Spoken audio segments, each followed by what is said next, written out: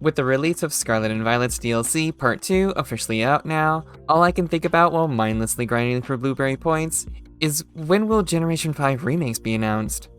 Now, hold up you guys. Before you go into the comments section typing away how Generation 5 remakes aren't real, they're never gonna come out, because we got enough references in the latest DLC, the Indigo Disc. Game Freak even saying it's a love letter to Unova.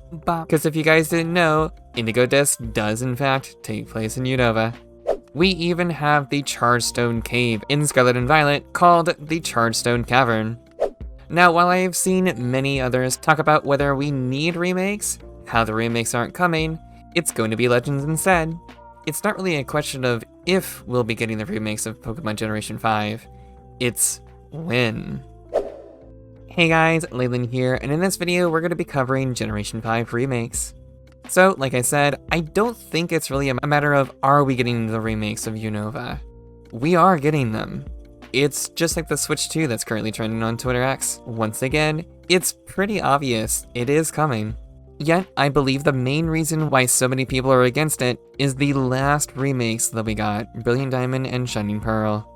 I do know that there are a lot of Pokemon fans out there upset at these remakes releasing and would rather play the originals or even Platinum at this point.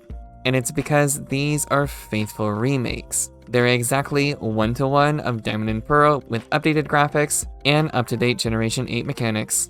Oh yeah, I mean, you know, a lot of people didn't like the chibi style. To me, it's honestly whatever. I mean, it grew on me the more that I played it. And without making an entire video focused around ranting about BDSP, how they aren't very good Pokemon remakes, they are decent if you've never played Pokemon Diamond or Pearl, and if you're unable to get your hands on Platinum. However, I cannot for the life of me recommend them.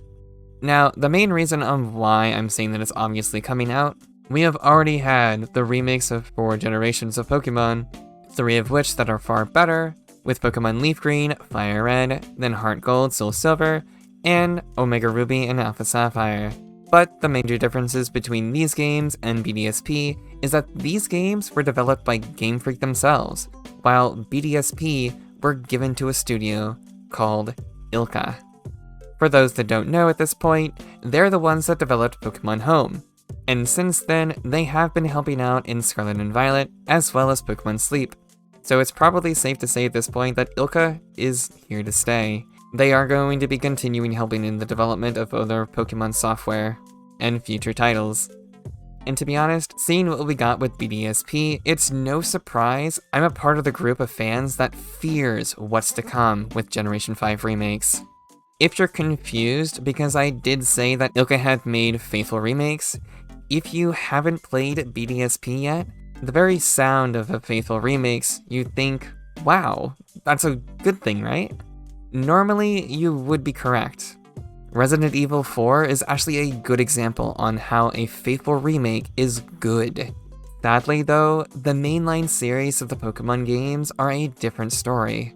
For example, Generation 1 remakes, they were originally created as a way to obtain Generation 1 Pokemon in Ruby and Sapphire, because back then, there was a lack of support in transferring over those Pokemon. For the most part, they were faithful to the original games, however, they also included extra content within the games in the inclusion of the Sevi Islands, not to mention the ability to capture Johto Pokemon in the endgame content once you unlock the National Dex. This trend continued with the added content and improvements to the games with the new and improved style in the current game's engine. Generation 2 and Generation 3 had all of this. That quite honestly, I'd say drove them away from being faithful remakes and instead turned them more into their own games. Ones that players could go back to versus playing the older, outdated versions. And deep down, it is something that I am hopeful happens with Generation 5. However, with the recent Gen 4 remakes, and on top of how fast Game Freak is starting to pump out their games, I fear it's going to be handled by ILCA once again, so they can keep up with an annual release. Believe me, I have been wanting to make an entire video focused around the topics of Pokemon mainline series, and how Game Freak honestly needs to slow down. Cause dear god you guys, honestly, Generation 9 was rushed. Yet a quick answer to that, I feel it's not so much Game Freak's fault for releasing unfinished games like we've been getting. I do honestly feel that it is more so the investors.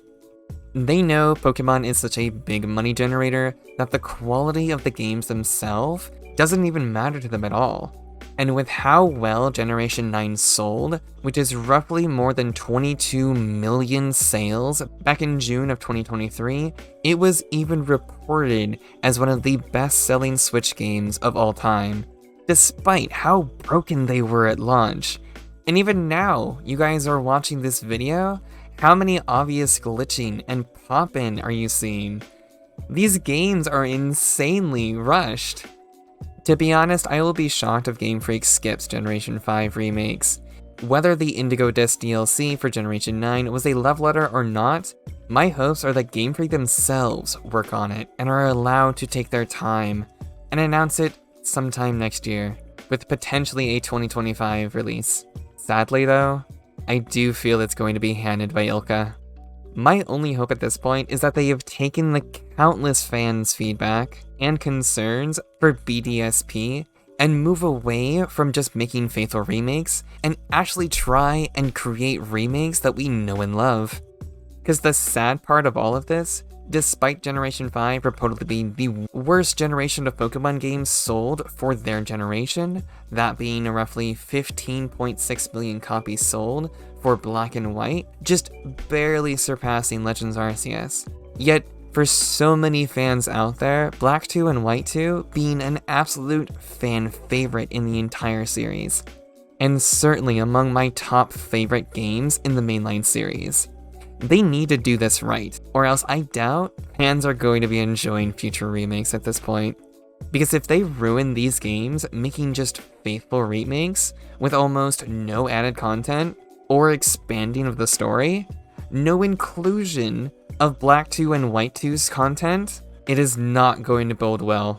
Because honestly at that point, they should just release Generation 5 on the Switch, or whatever the next Nintendo console is going to be. Because remember you guys, Switch 2 is trending on Twitter once again. I guess Legends Kyurem is fine too. So you guys, let me know your thoughts down below in the comment section of the video. How do you feel about it? Are you excited? Are you upset? Are you indifferent over Generation 5 remakes? While you're down there, go ahead and smash that like button if you're enjoying the content. And if you're new here and you enjoy Pokemon and you want to see more, click that subscribe button. And join my lovelies. Want to support the channel as well and be a part of these wonderful lovely members on the screen? Then become a member. I greatly appreciate the support. With that all being said, I hope you guys enjoyed. My name is Leyland and I will see you in the next video. Maybe then we'll have Generation 5 remakes announced and you guys are telling me in the comments. Anyways, I'll see you later. Beyond that, I hope you all have a wonderful day.